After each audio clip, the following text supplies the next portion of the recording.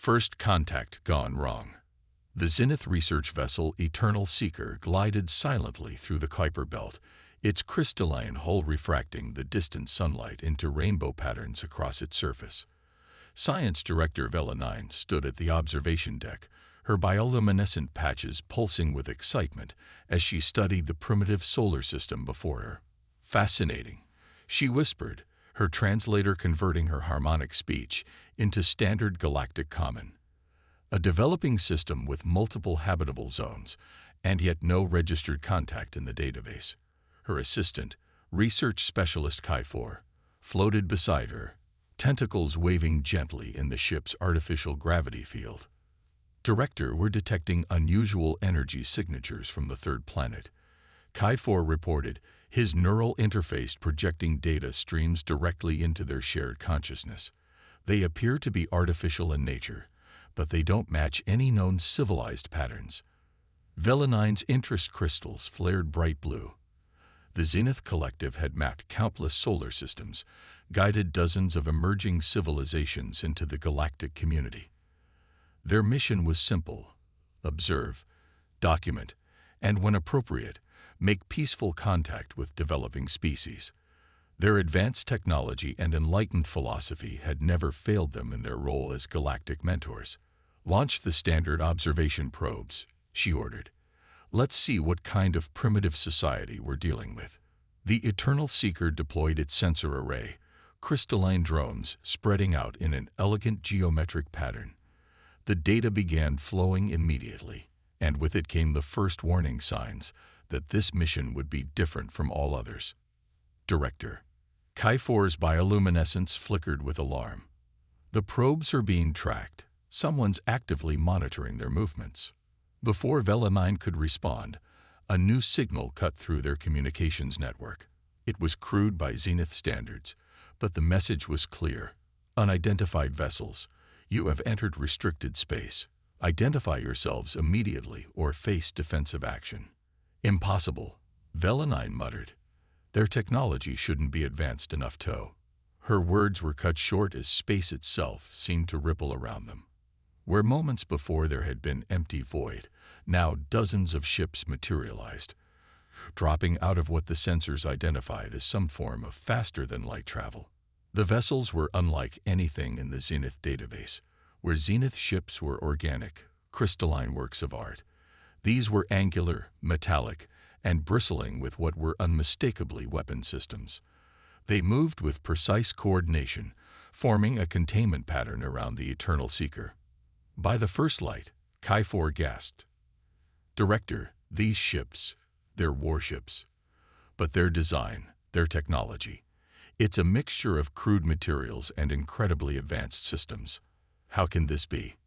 The largest of the human vessels, a behemoth of dark metal and pulsing energy signatures, moved into position directly ahead of them. Its size wasn't impressive by Zenith standards, but something about its design sent waves of unease through Velanine's neural network. A new transmission came through, this time accompanied by visual data. The being on the screen was Bechtel, clothed in what appeared to be a formal uniform. "This is Admiral Chen of the Earth Defense Fleet. Your probes have violated sovereign human space. Power down your systems and prepare for inspection." Velanine felt her confidence returning. This was familiar territory. Primitive species often displayed aggression when first contacted. The Zenith had protocols for this. "Greetings, Admiral Chen. I am Science Director Velanine of the Zenith Collective. We are peaceful researchers, here to guide your species into the greater galactic community. Your aggressive posture is unnecessary. We bring enlightenment and advancement." The human's expression didn't change, but something in their eyes hardened. "Director Velanine, your probes attempted to penetrate our defense networks. That's not the action of a peaceful research mission. Power down your systems, or we will be forced to demonstrate why humanity doesn't need guidance from unknown alien powers." "Surely you can't be serious," Velanine responded, her crystalline form vibrating with amusement. "Our technology is centuries beyond." Her words were cut short as one of her probes suddenly exploded in a burst of energy. The humans hadn't fired a shot. They had somehow transmitted a code sequence that triggered the probe's own power core to overload. That was a warning, Admiral Chen stated calmly. Your probe's encryption was impressive, but we've been preparing for extraterrestrial contact for centuries. Every possible first contact scenario, including hostile ones, has been simulated and planned for. This is your final warning. Vela 9 felt her worldview crumbling. These humans hadn't just detected their presence. They had already analyzed and compromised Zenith technology in minutes. The implications were staggering. How? She asked, genuine curiosity overtaking her fear. Your species shouldn't be capable of this level of advancement. You made the same mistake everyone makes, Chen replied, a slight smile appearing. You assumed technological progress follows a single path. But humanity, we developed our technology through competition, through conflict, through countless war games and simulations.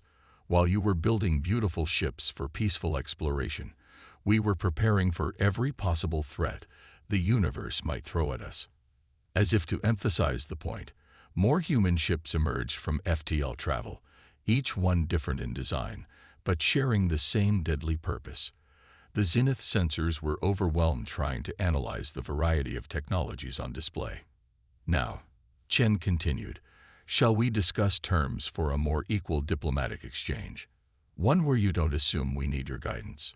Vela 9 looked at her beautiful, peaceful research vessel, then at the human fleet surrounding them.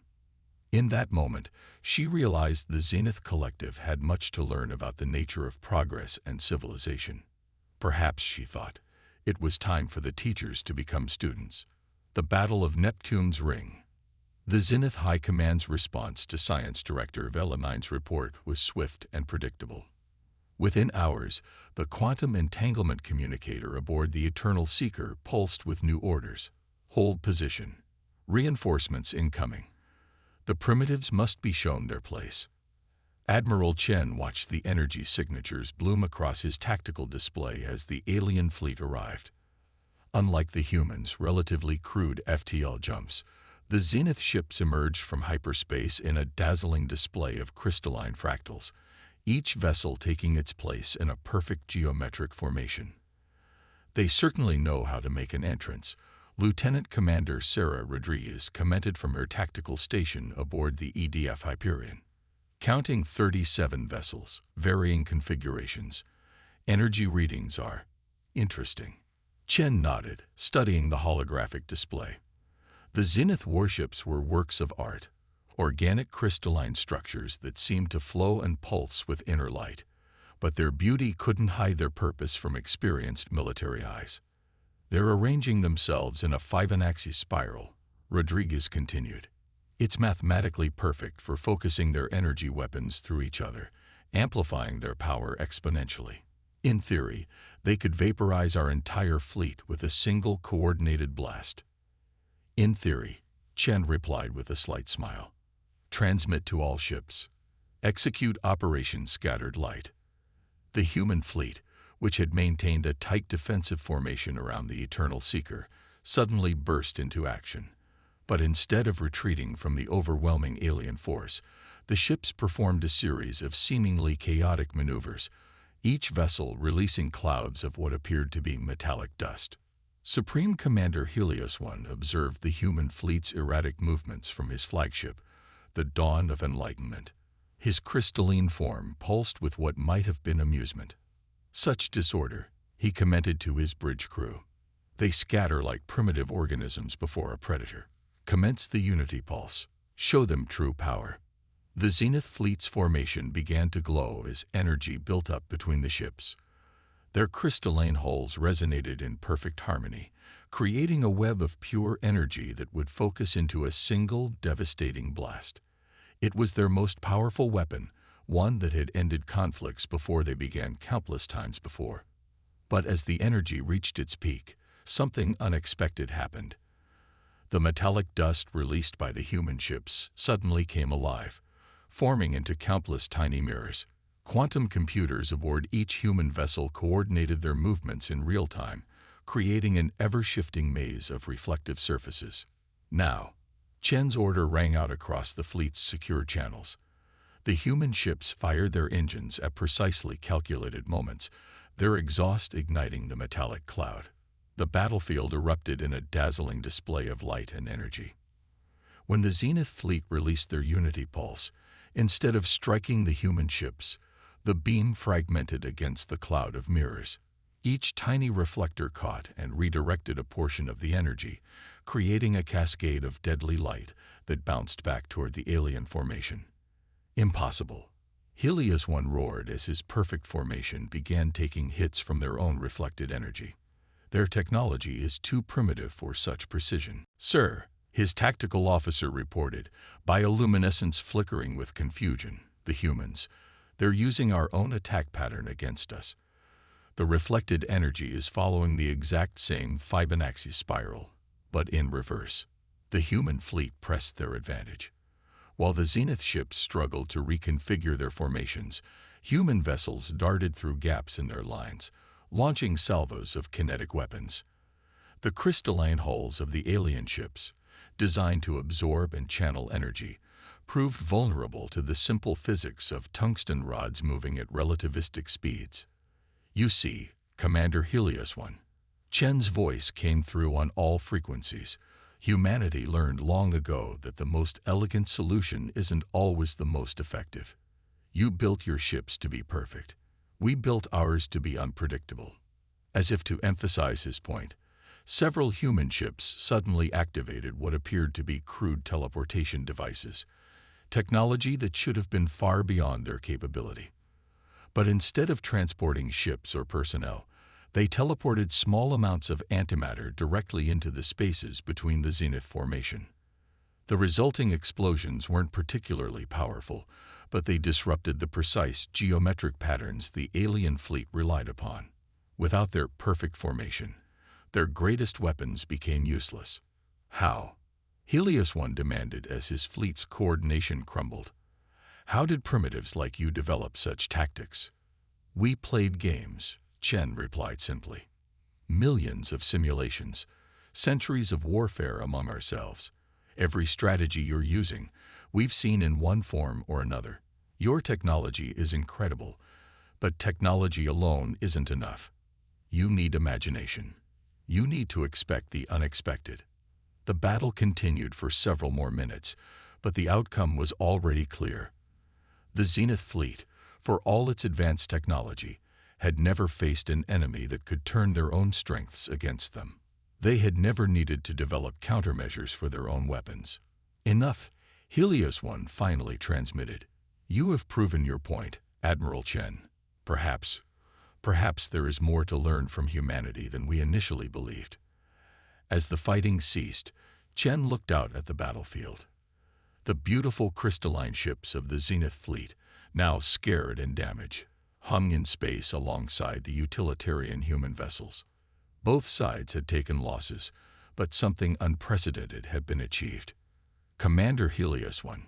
Chen responded, I propose we start over. Not as teachers and students, but as equals, because I suspect we both have a lot to learn from each other. The Neptune's rings glittered in the distance, their ice particles reflecting sunlight just like the now dispersing cloud of mirrors that had turned the tide of battle. It was a reminder that sometimes the simplest phenomena could change the course of history. Understanding the enemy, the observation deck of the EDF Hyperion offered a stunning view of Neptune's azure sphere, but Admiral Chen's attention was fixed on his unusual guest. Supreme Commander Helios 1's crystalline form cast prismatic patterns across the deck's metallic floor as the alien leader studied a holographic display of human history. Your species fought itself, Helios 1 stated, his translator struggling to convey the mix of horror and fascination in his harmonic speech. 3 global conflicts, countless regional wars, and yet you survived. Not only survived, but emerged stronger. Chen nodded, watching as the hologram showed scenes from humanity's past. We nearly destroyed ourselves several times, but each conflict taught us something. We learned to adapt, to innovate, to think differently. The alien commander's form pulsed with what Chen had learned to recognize as deep thought. The Zenith achieve unity through natural evolution. Our crystalline forms naturally resonate with each other, creating harmony. We never needed to fight. That's why your ships are so beautiful, Chen replied. They're expressions of your nature, ours. He gestured to the utilitarian design of the Hyperion's interior. Ours are expressions of our fears. Their conversation was interrupted by an urgent signal. Lieutenant Commander Rodriguez's voice came through the ship's comm system. Admiral, we're detecting unusual quantum fluctuations from beyond the Kuiper Belt. The pattern matches nothing in either human or Zenith databases. Helios One's form suddenly dimmed, his crystals losing their characteristic luster. No, it cannot be. Not here. You recognize these signatures? Chen asked sharply, noting the alien's reaction. There are things we haven't told you, Admiral, Helios One admitted. The real reason the Zenith Collective seeks out developing civilizations. We're not just teachers. We're looking for allies. The holographic display shifted, now showing a region of space far from Earth. Strange, dark shapes moved through the void, their forms seeming to absorb light rather than reflect it. We call them the Void Hunters, Helios One continued. They exist in multiple dimensions simultaneously, making them nearly impossible to detect until it's too late. Their technology isn't more advanced than ours. It's completely alien. They don't seek to conquer or destroy. They consume, convert all matter and energy into forms we can't even comprehend. Chen studied the footage carefully. How many civilizations have they taken? 17 that we know of. The Zenith Collective formed in response to their first appearance. We believe that by guiding younger species to develop along our path, peaceful, orderly, united, we could create a galaxy-wide harmony that would somehow protect us all. But it didn't work, did it? Chen's question was more of a statement. No, Helios One admitted.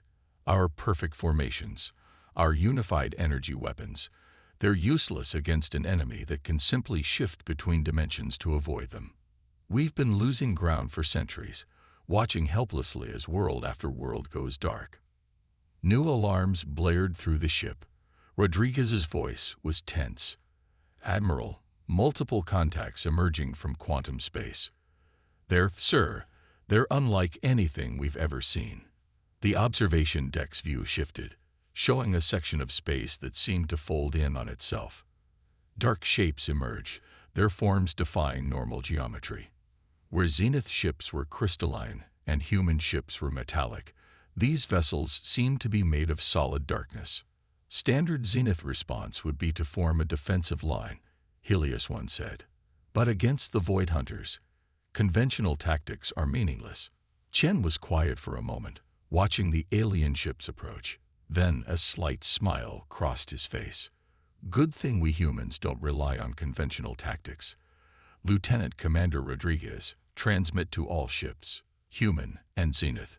Implement protocol. Chaos theory. The human fleet suddenly burst into action, each ship moving in seemingly random patterns. But to trained eyes, there was a method to the madness. They were creating a constantly shifting, unpredictable web of movement and fire. Your ships, Helios One observed. They're not moving in formation at all. Each one is acting independently, yet somehow maintaining coordination. Swarm intelligence, Chen explained. Each ship follows simple rules but makes its own decisions. No pattern for the enemy to predict. No formation to disrupt. Pure adaptive chaos. The Void Hunters' first attack came without warning. Beams of what looked like liquid darkness reaching across space. But instead of finding predictable targets, they encountered a continuously changing battlefield. Human ships darted through gaps in space-time that their crude but effective FTL drives created, while Zenith vessels added to the confusion by creating crystalline mirror images of themselves. Impossible, Helios One whispered. Your primitive technology. It's actually working against them. The dimensional shifts that make our weapons useless. Your ships are too unpredictable for them to target. Chen nodded grimly. We spent centuries preparing for every possible threat. including enemies that don't fight by our rules. Now, Commander, shall we show these Void Hunters what happens when human adaptability meets zenith precision? The crystalline alien's form brightened with new understanding. Perhaps he realized the zenith had been wrong. Unity didn't have to mean uniformity. Sometimes the strongest defense wasn't a perfect formation, but the ability to embrace chaos while maintaining purpose. Together, they turned to face the coming battle, the ordered and the chaotic, the peaceful and the warlike, united not by similarity, but by the strength of their differences. The adaptive response. Deep within the retrofitted cargo bay of the EDF Hyperion, Science Director Vela 9 watched in fascination as human engineers worked alongside Zenith crystalline technicians. The normally pristine space had been transformed into a chaotic workshop where human improvisation met Zenith precision. Your targeting systems are remarkable, Lieutenant Sarah Rodriguez said, her hands moving through the holographic interface of a Zenith weapons console. But they're too perfect. The Void Hunters exploit that predictability. Watch this. She input a series of commands, and the crystalline display flickered, its elegant geometric patterns dissolving into something more organic, more random. We're introducing controlled uncertainty into your targeting algorithms. Not enough to miss, but enough to make the attack pattern impossible to predict. Vela 9's form pulsed with understanding. Like your battle formations, controlled chaos within defined parameters. Exactly, Rodriguez grinned. And look what happens when we combine it with your crystalline energy amplification technology. On the test range, a modified human weapon pod fired a burst of energy through a series of zenith crystals. Instead of forming the usual perfect beam, the energy scattered into dozens of smaller bolts, each following its own erratic path before converging on the target. Remarkable, Vela 9 whispered. The efficiency is lower, but against an enemy that can shift between dimensions. They can't dodge what they can't predict, Rodriguez finished. Above them, in the Hyperion's command center, Admiral Chen and Supreme Commander Helios 1 were engaged in their own collaboration. The ship's main tactical display showed the positions of the Void Hunter vessels, their dark forms distorting the very space around them. They're holding position just beyond Pluto's orbit, Chen observed. Studying us. Learning. Helios 1's crystalline form dimmed slightly. They always do. Every civilization they've encountered, they observe first. Learn its patterns, its weaknesses. By the time they attack in force, they've already found the perfect counter to every defense.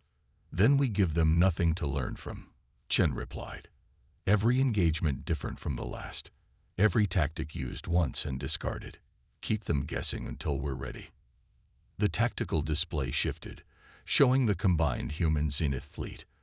Where once the Zenith ships had arranged themselves in perfect geometric patterns, now they moved in seemingly random formations, their crystalline hulls modified with crude but effective human stealth technology. Human vessels darted between them, their movements unpredictable yet somehow coordinated. Your engineers, Helios 1 said, they've adapted our technology far faster than should be possible. The modifications they've made to our ships. Necessity, Chen replied simply. Humans have always been at our most innovative when facing extinction. We've had a lot of practice. A new alert sounded through the ship.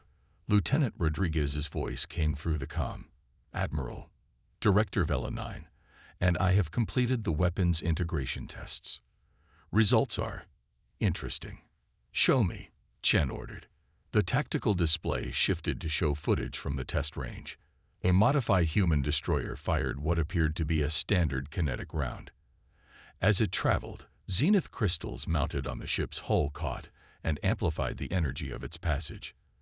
The round itself began to phase between dimensions, following an unpredictable path before striking its target with devastating force. The zenith crystals amplify the kinetic energy, Rodriguez explained, while our quantum uncertainty drive makes the trajectory impossible to predict. Even better, the dimensional instability created by the impact disrupts the Void Hunter's ability to shift between dimensions for a few seconds. A few seconds is all we need, Chen mused. How soon can we modify the entire fleet? That's the best part, sir, Rodriguez replied with audible pride. The Zenith crystalline technology is adaptive. Once we upload the base modifications to their network, their ships can reconfigure themselves. The human fleet will take longer, maybe 48 hours to refit all vessels. Helios One's form brightened.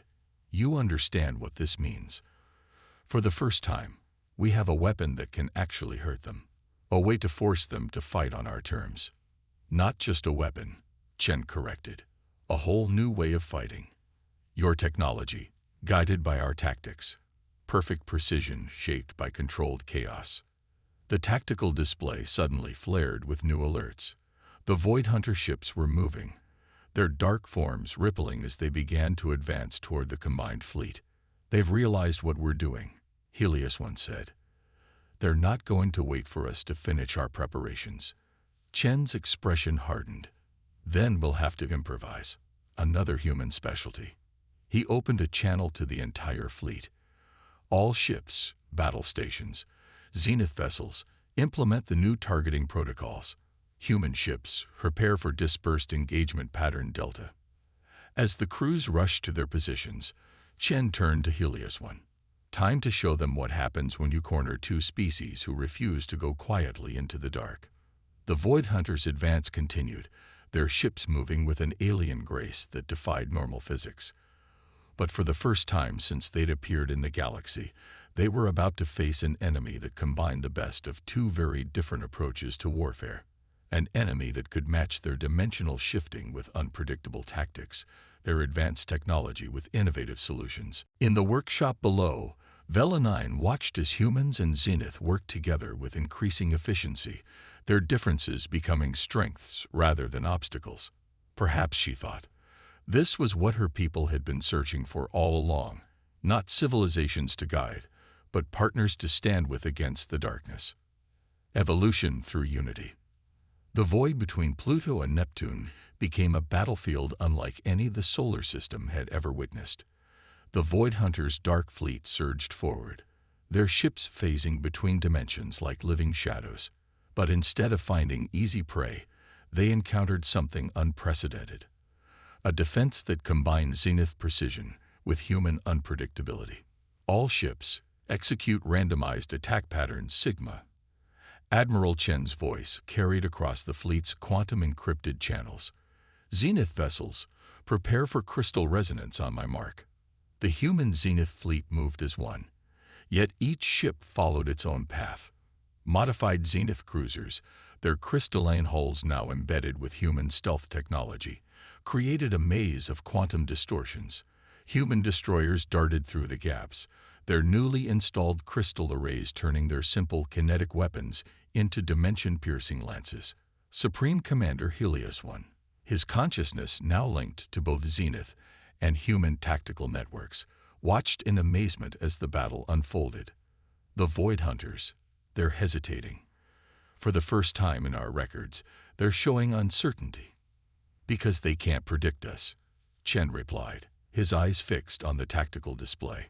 Every analysis they run shows different possibilities.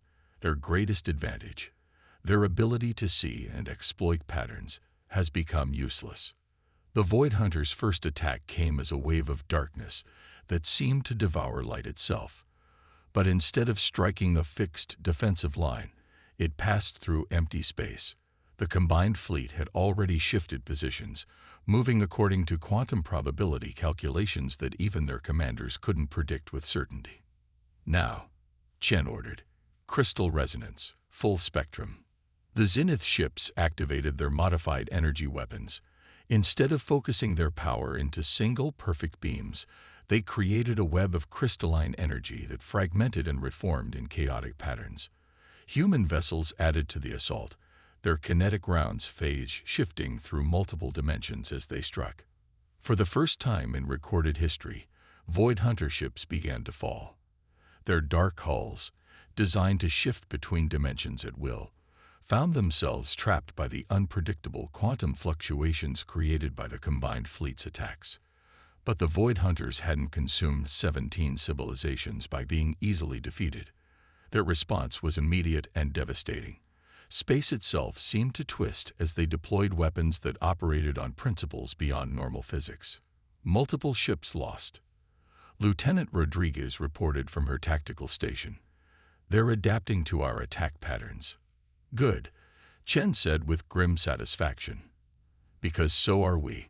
Implement Evolution Protocol Alpha."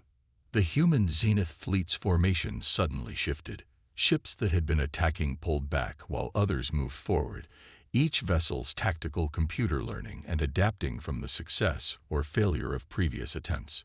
It was warfare guided by artificial evolution, strategies mutating and combining in real time. Fascinating. Velenine's voice came through the command channel.